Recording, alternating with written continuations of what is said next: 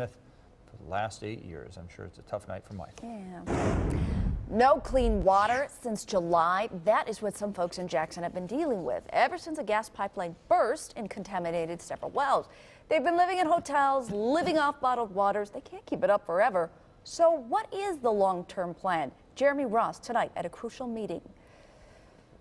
Actually, I brought this one along. This is probably more typical between 30 feet down to 150 feet down. Yes, some fractures. It is part show and tell lesson in geology, part deja vu for hundreds of Jackson neighbors who... And how about a show of hands? ...have raised their hands before and raised questions about the July 17th oil spill. That's pretty much what we thought. They packed the gym of Kettle Moraine Lutheran High School to listen to the latest presentation about the 55,000 gallons linked into the soil below.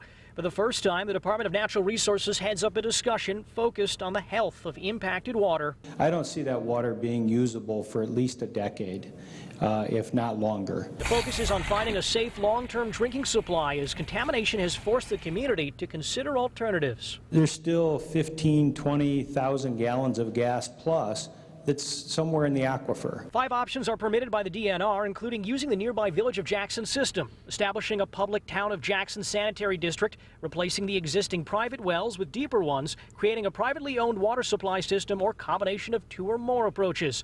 State officials are not recommending any one solution over the other, but would like a decision as quickly as possible. The town board will have a special meeting for those town residents to voice their opinions on all these alternatives.